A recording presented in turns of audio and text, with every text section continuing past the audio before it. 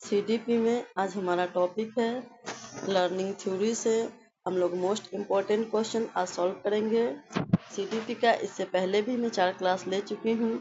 अगर आप लोग वो क्लास नहीं देखे हैं तो जाकर देख लीजिएगा, क्योंकि इम्पोर्टेंट टॉपिक है वो जीन पियाजे जी का, वाइगोस्की जी का, कोलवर्ग जी का और इंटेलिजेंस थ्योरी से, क्योंकि सीटेट में हर बार वो चारों टॉपिक से क्वेश्चन पूछे जाते हैं। चलिए आज हम शुरू करते हैं। आज हमारा टॉपिक है लर्निंग थ्योरी से। चलिए आज हम लर्निंग थ्योरी से, ये भी मोस्ट इम्पोर्टेंट टॉपिक है, आप लोग भी पूरे क्वेश्चन को अच्छे से सॉल्व कीजिएगा। चलिए आज हम लोग शुरू करते हैं आज के टॉपिक से। आज हमारा फर्स्ट क्वेश्चन है, क्वेश्चन नंबर 1 में है ट्रायल एंड एरर थ्योरी किसने दी थी। ए में है BF स्किनर ने, बी में है EL थॉर्नडाइक ने, सी में है जीन पियाजे ने। तो क्वेश्चन नंबर 1 का आंसर होगा ट्रायल एंड एरर थ्योरी दिया था थॉर्नडाइक जी ने, तो क्वेश्चन नंबर 1 का आंसर होगा बी। चलिए अब हम चलते हैं क्वेश्चन नंबर 2 की तरफ। 2 में है क्लासिकल कंडीशनल थ्योरी किसने दी थी। ए में है EL थॉर्नडाइक ने, बी में है इवन पाउलो ने, और सी में है BF स्किनर ने, और डी में है जॉन डीवी ने। तो क्वेश्चन नंबर 2 का आंसर होगा क्या, क्लासिकल कंडीशनल थ्योरी दिया था इवन पाउलो जी ने, तो क्वेश्चन नंबर 2 का आंसर होगा बी। चलिए अब हम चलते हैं क्वेश्चन नंबर 3 की तरफ। 3 में है ऑपरेंट कंडीशनल थ्योरी किसने दी थी। ए में है इवन पाउलो ने, बी में है BF स्किनर ने, सी में है कोलवर्ग ने, और डी में है वाटसन ने। तो क्वेश्चन नंबर 3 का आंसर होगा ऑपरेंट कंडीशनल थ्योरी दिया था BF स्किनर ने, क्वेश्चन नंबर 3 का आंसर होगा बी। चलिए अब हम चलते हैं क्वेश्चन नंबर 4 की तरफ। 4 में है इनसाइड लर्निंग थ्योरी किसने दी थी। ए में है कोलवर्ग ने, बी में है स्किनर ने, सी में है थॉर्नडाइक ने, और डी में है ब्रूनर ने। तो क्या पूछा, इनसाइड लर्निंग थ्योरी दिया था कोलवर्ग जी ने, तो क्वेश्चन नंबर 4 का आंसर हो जाएगा ए। चलिए अब हम चलते हैं क्वेश्चन नंबर 5 की तरफ। 5 में है कॉग्निटिव डेवलपमेंट थ्योरी किसने दी। ए में है जीन पियाजे ने, बी में है स्किनर ने, सी में है पाउलो ने, डी में है थॉर्नडाइक ने। तो क्वेश्चन नंबर 5 का आंसर हो जाएगा ए, जीन पियाजे जी ने दिया था कॉग्निटिव डेवलपमेंट थ्योरी। चलिए अब हम चलते हैं क्वेश्चन नंबर 5 में 6 की तरफ। 6 में है लॉ ऑफ इफेक्ट थ्योरी किसने दिया था। ए में है थॉर्नडाइक ने, बी में है स्किनर ने, सी में है पाउलो ने, और डी में है ब्रूनर ने।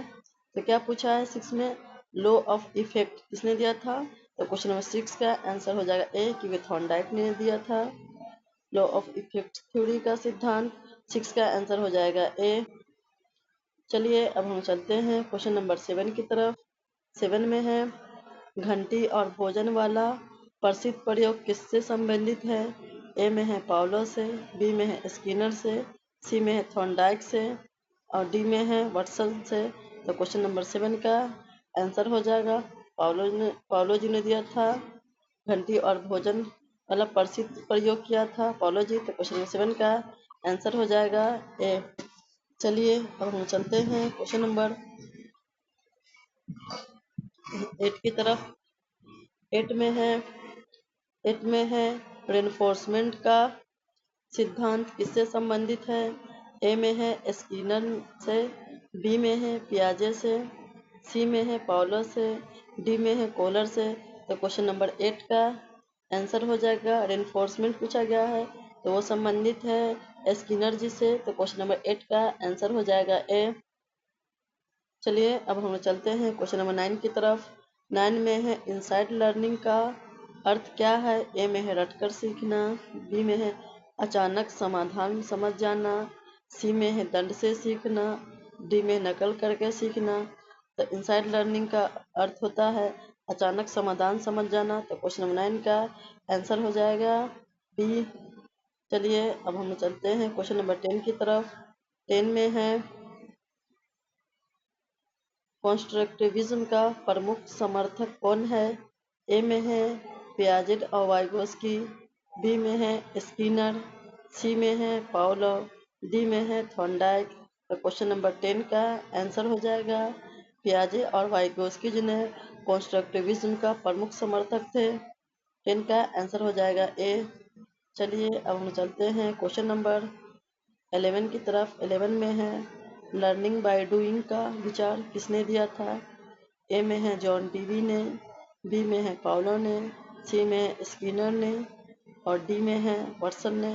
तो क्वेश्चन नंबर 11 का आंसर हो जाएगा ए, जॉन डीवी जी ने दिया था लर्निंग बाय डूइंग का विचार।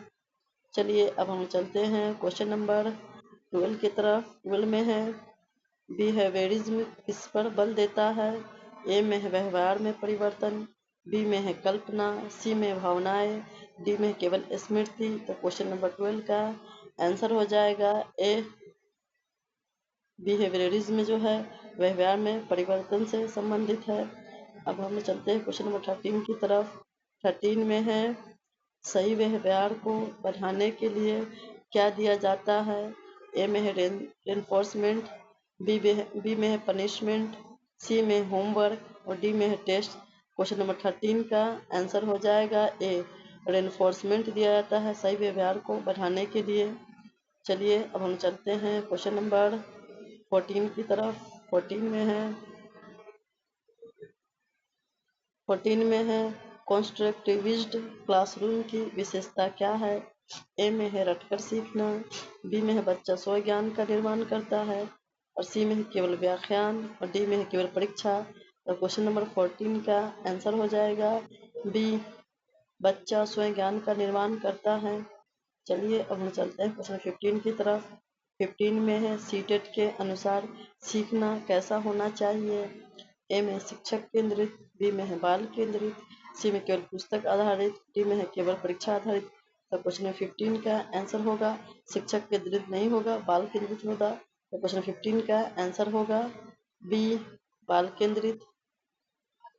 ये मोस्ट इम्पोर्टेंट टॉपिक है, आप पूरा क्लास देख लीजिएगा, क्योंकि देखिएगा इससे बहुत कुछ आपको सीखने के मिलेगा, बहुत सारे कॉन्सेप्ट क्लियर होगा, इसलिए आप लोग ध्यानपूर्वक सारे क्लास को देखिएगा। चलिए अब हम चलते हैं क्वेश्चन नंबर 16 की तरफ। 16 में है थॉर्नडाइक ने कितने प्रमुख नियम दिए हैं। ए में है 2, बी में है 3, सी में है 4 और डी में है 5। तो क्वेश्चन नंबर 16 का आंसर हो जाएगा 3 प्रकार के थॉर्नडाइक ने प्रमुख नियम दिए हैं।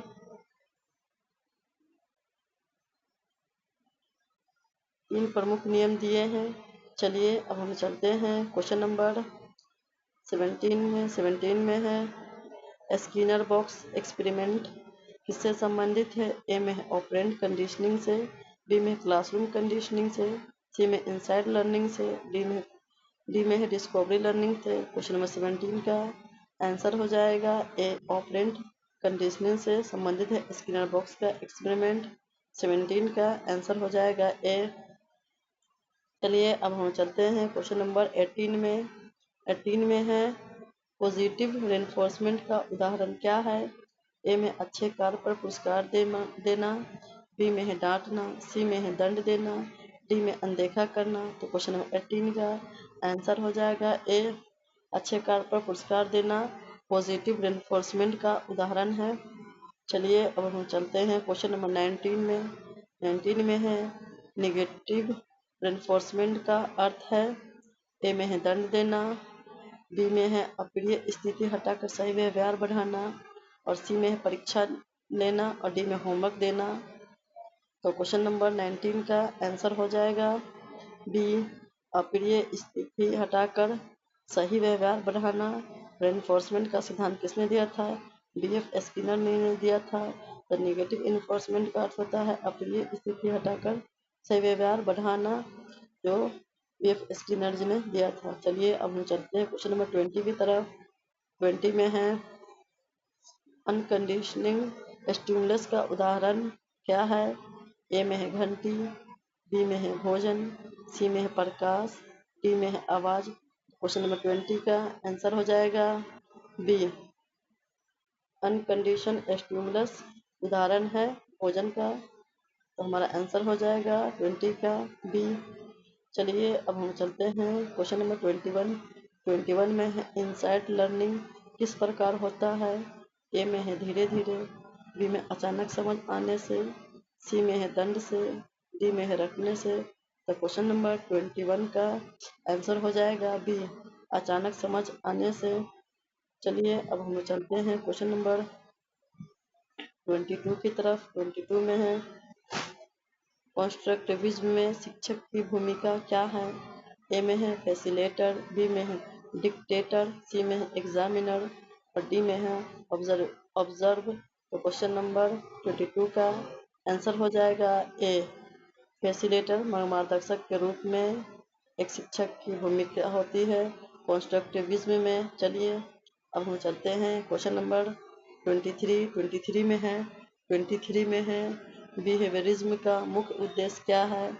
ए में है व्यवहार में परिवर्तन, सी में है केवल ज्ञान बढ़ाना, सी में केवल याद करना और डी में परीक्षा पास करना। तो क्वेश्चन नंबर 23 का आंसर हो जाएगा ए, व्यवहार में परिवर्तन बिहेवियरिज्म का मुख्य उद्देश्य होता है। चलिए अब हम चलते हैं क्वेश्चन नंबर 24 में है निम्न में से कौन सा लर्निंग थ्योरी नहीं है। इसमें क्या पूछा नहीं है, तो आप लोग याद रखिएगा नहीं पूछा है। ए में है ऑपरेंट कंडीशनल, हाँ ये तो होगा लर्निंग थ्योरी। बी में है क्लासिकल कंडीशनल थ्योरी, ये भी होगा। क्लासिकल कंडीशनल थ्योरी दिया था पॉलो जी ने, ऑपरेंट कंडीशनल थ्योरी दिया बी एफ स्किनर जी ने, तो ये भी होगा। और सी में है मल्टीपल इंटेलिजेंस थ्योरी, तो नहीं हमारा नहीं पूछा है, तो नहीं में ये होगा सी हमारा आंसर। और डी में inside learning theory, inside learning theory दिया था कोलबर्ग जी ने। तो क्वेश्चन नंबर 24 का आंसर हो जाएगा सी।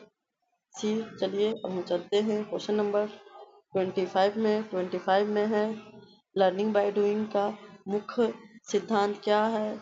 ए में है करके सीखना, बी में है रटकर सीखना, सी में है सुनकर सीखना, डी में है देखकर सीखना। तो क्वेश्चन नंबर 25 का आंसर हो जाएगा करके सीखना, लर्निंग बाय डूइंग का सिद्धांत होता है। चलिए अब हम चलते हैं क्वेश्चन नंबर 26 में है सीटेट के अनुसार बच्चों की गलतियां क्या है। ए में है असफलता, बी में है सीखने का अवसर और सी में है अनुशासनहीनता, डी में है कमजोर। तो क्वेश्चन नंबर 26 का आंसर होगा बी, सीखने का अवसर जो है बच्चों की गलतियों का कारण है। चलिए अब हम चलते हैं क्वेश्चन नंबर 27 में है सबसे प्रभावी सीखना कब होता है। ए में जब बच्चा सक्रिय हो, बी में है जब बच्चा चुप रहे, सी में है केवल किताब पढ़े, डी में है केवल परीक्षा दे। तो क्वेश्चन नंबर 27 का आंसर होगा प्रभावी सीखने का कारण होता है जब बच्चे सक्रिय हो। तो क्वेश्चन नंबर 27 का आंसर हो जाएगा ए।